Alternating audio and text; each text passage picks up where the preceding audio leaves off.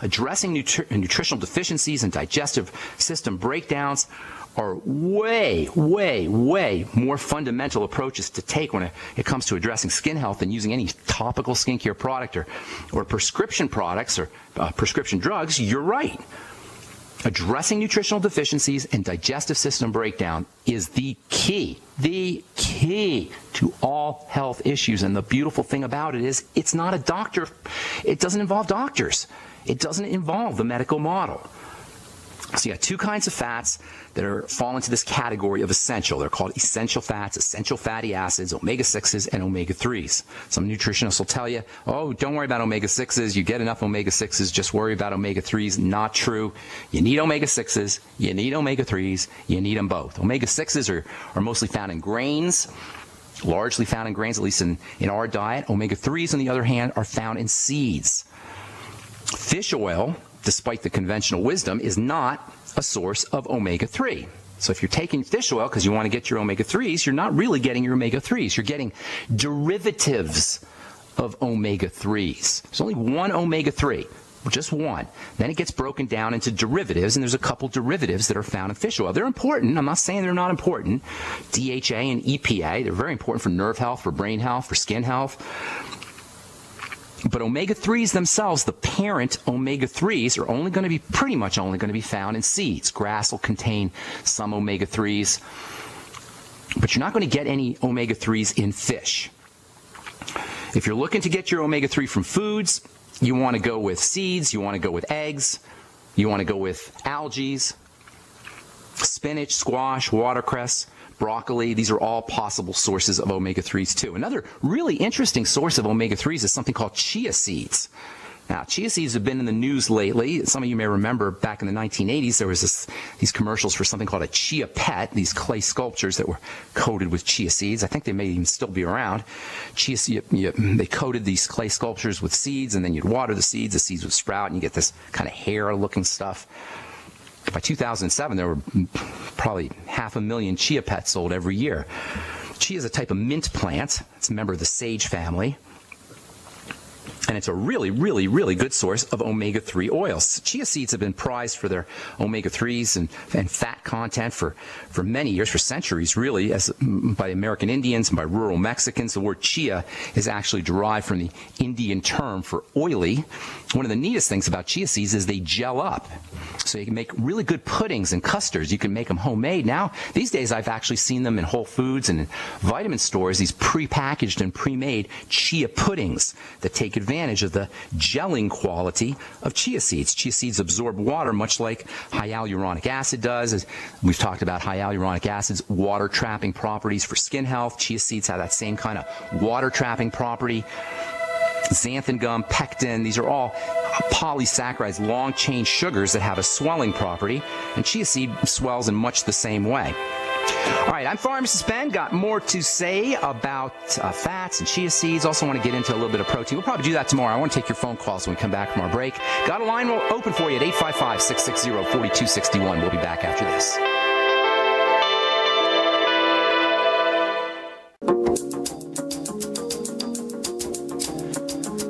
We are back on the bright side. 855-660-4261 is our number. Got a line open for you. 855-660-4261. Get your phone calls. I'll get your phone calls right now. I'll go to Mario in Canada. What's up, Mario? Welcome to the bright side. Hey, Mario. Hi, Ben. How are you? Doing good. How you doing, buddy? Yeah, I have a question. My mother has come down with shingles. Okay. And she's been taking the pharmaceuticals and hasn't been getting much better at all. Okay. My question is, what can we do from a nutrition law? Lots. Shingles is what's called an opportunistic infection. It's a viral infection. And when we say opportunistic, it means that the virus is waiting for an opportunity to pounce. Opportunistic infections only occur when the body is weakened. That's your clue right there. Shingles only occurs in a weak body. Older people get shingles, people who are post-surgery, people who are suffering from some kind of long-term degenerative disease. It doesn't affect healthy young people. That tells you that shingles requires some kind of suppression or weakening of the immune system. So what does that mean? It means you got to strengthen the immune system. And how do you strengthen the immune system? You do two things. You approach it from two directions. You approach it from the direction where you're building the immune system, and you approach it from the direction where you're keeping things away from the body that suppress the immune system. Does that make sense, Mario? You do two directions. You build the immune system, and then you keep things out of the body that suppress the immune system. Does that make sense, Mario? Okay, good. Yeah. So let's take the first part of the equation. How do you build the immune system? Well, the best way to build the immune system is with, from a nutritional standpoint, is with vitamin C and vitamin A and zinc and magnesium, essential nutrients, basically. So first things first, with shingles, probably the most important nutrient is going to be vitamin C. I'd be using high doses of vitamin C. You'll get those in the Beyond Tangy Tangerine. Your mom should be sipping on that BTT and probably taking extra, along with sipping on the BTT, taking some extra vitamin C. Don't take too much all at once. It can give you a little bit of diarrhea, especially if your digestive system is also somehow compromised, and that does occur when people are older. So sip on some vitamin C water and sip on the Beyond Tangy Tangerine, step number 1. Step number 2, get on the OPC selenium. Very, very important for all immune system building. Selenium is antiviral on its own. Probably 200 to 400 micrograms of OPC, ultimate selenium, I should say, from Longevity is a good place to be. It wouldn't hurt her to sip on the Z-Radical also. Maybe not sip on it, but do a couple of capfuls of the Z-Radical. Very important for the immune system. Protein is also important for the immune system. When the digestive system breaks down, we don't absorb our protein as effectively. So making sure she's getting enough protein is important. I'd be using the probiotics, the Biolumin Nightly Essence, and also digestive enzymes after meals. Anything you can do to support the digestive system is going to be important for immunity. Then there's staying away from the things that suppress the immune system. And chief among immune suppressing factors is sugar and refined flours and refined foods. So staying away from sugar, staying away from refined flours, staying away from refined foods, staying away from anything really that causes digestive distress is also important. Let's see what else. If she's got any kind of psychological, emotional, or mental stressors, that can also act to suppress the immune system. And then if she has any other health conditions, and she must have underlying health conditions, that can act as an immune suppressant also. So correcting other health conditions can be important. That means get on the Mighty 90 for sure, in addition to working with, if she has thyroid problems, working with the thyroid, or if she has blood sugar problems, doing what you need to work with on the blood sugar system. So you're approaching shingles from two directions. Number 1, using nutrients like selenium and vitamin C and the Beyond Tangy Tangerine and the Z-Radical that support immune health. And number 2, staying away from anything that suppresses immune system health, especially processed foods, sugar, any kind of foods that have impair the digestive process or the absorption process, as well as reducing the impact of any other kind of degenerative breakdown that she has, stomach problems or thyroid problems or blood sugar problems in particular. Does that help, ma'am? Or sir? Sorry, Mario. Yeah, I was just was going to say, would it also help to, because it's affecting the nerve endings, I think they were saying, and right. Would it be also beneficial to take EFAs at all? Heck yeah, that's the Healthy Start Pack, absolutely. All the essential nutrients. EFAs are very, very important. All your amino acids are very important. Your essential minerals and all the vitamins are important, absolutely. Those are the basics. Everybody needs those, but specifically for the shingles, the selenium, the sulfur, the immune system boosters, as well as staying away from anything that suppresses the immune system. That's the way you're going to work with shingles, but making sure she's got her Healthy Start Pack and her Mighty 90 essential nutrients, that's a baseline. That is always going to be the case. Okay. All right, Mario. Thanks, buddy. Thanks for calling, man. All right, David in Texas, welcome to the bright side. What's up? Yes, I'm having hip problems. The doctor says I'm headed for surgery, and I'm going to give your Longevity a full trial and need to know what to do. And I'm having a problem with heavy metals too. Okay, all right. Well, a couple things. First of all, yeah, it's not unusual that you have a problem with heavy metals because our environment is surrounded with heavy metals. Heavy metals are in the water, heavy metals are in our food, so it's not atypical. So if you want to clear yourself of heavy metals, there's a lot of strategies for doing that, including the essential nutrients, the Mighty 90 essential nutrients, selenium, sulfur, vitamin E, vitamin C. These are all very important for helping magnetically attract heavy metals out of your body. You also have less of a tendency to absorb heavy metals into the body when you're getting the good minerals. When you're getting the good metals or the good minerals, the body has less of a tendency to absorb the bad minerals. You can use algae. You can use bentonite clay. You can use zeolites. These are all ways that you can help pull heavy metals out of the body. As far as the hip issues go, that's a degenerative issue. That means the body is breaking down, it's degenerating, it's dissolving, it's melting, however you want to look at it. And that means we got to turn the degenerative process into a regenerative process. We got to turn the body around. We got to go from breakdown into build up. And there's lots of ways to do that. And in addition to the aforementioned Healthy Start Pack, Essential Mighty 90 nutrients, protein is your major building nutrient, especially for bones.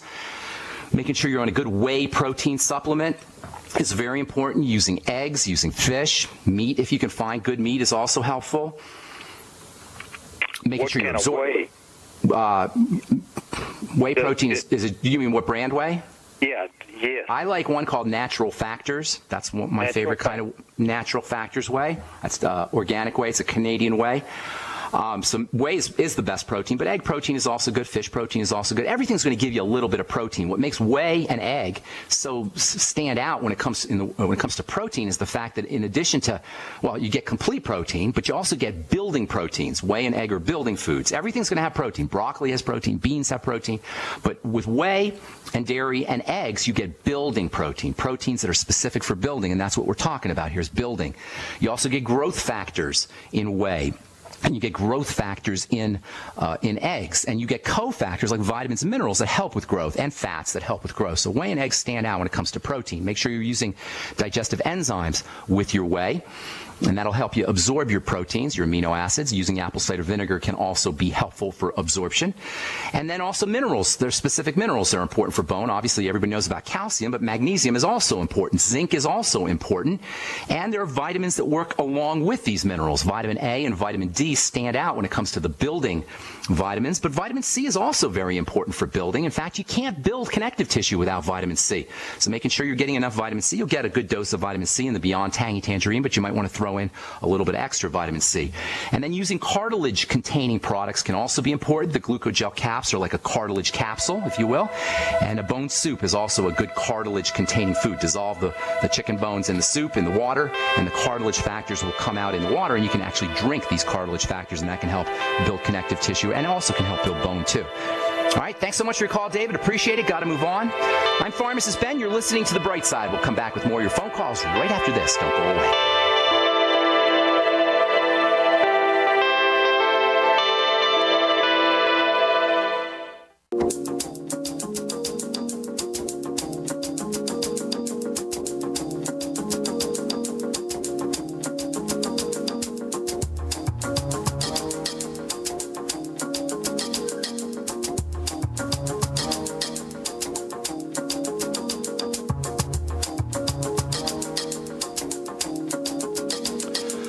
We're back on The Bright Side. I am Pharmacist Ben. Thanks for joining us, friends. Our number is 855-660-4261. If you're interested in purchasing any of the longevity products you hear us talk about on The Bright Side, you can head over to my website, brightsideben.com, and pull down on the shopping cart and check out all the products, or you can join the Brightside Ben team for a one-time $10 fee. You can get your products at the wholesale price and start yourself a longevity business. You can also call the Brightside Ben phone team at 866-735-2470. Okay, let's go to Florida and welcome Debbie to the Bright Side. What's up, Debbie? Hi. Good. Do you have any suggestions for what I could do to help stop diarrhea? I'm taking the Tangy Tangerine. You're getting a little diarrhea. You're getting it from the Tangy Tangerine when you started the Tangy Tangerine? Yeah. And well, that's not unusual. That's not unusual. It's very typical, actually, especially if you do it all at once. That's why I'm always saying to sip on the Beyond Tangy Tangerine. You don't want to do it all at once. If your body's not used to that kind of nutrition or your absorption is somehow compromised, what will end up happening when you use the Beyond Tangy Tangerine, which is very rich in minerals, the minerals, instead of getting absorbed in the intestine, when you eat minerals or drink minerals in a supplement, they go into your stomach, they pass into the intestine, and they're supposed to get absorbed in the intestine, the small intestine. But if that doesn't happen, and very oftentimes it doesn't, especially if we're not healthy or we've had absorption problems for going on for a while, our body can't absorb those minerals effectively, and the minerals pass from the small intestine and they go into the large intestine. At that point, they will magnetically attract water. That's what minerals do. Minerals attract water. That's why salt dissolves in water. That's why municipalities will sprinkle minerals like magnesium or sodium on ice to to melt the ice. Minerals will melt ice because they have a kind of reaction between minerals. There's a reaction that occurs between minerals and water. So as those minerals are getting pulled through your small intestine into the large intestine and water is attracted, you'll end up with watery loose stools. So you want to regard diarrhea that occurs after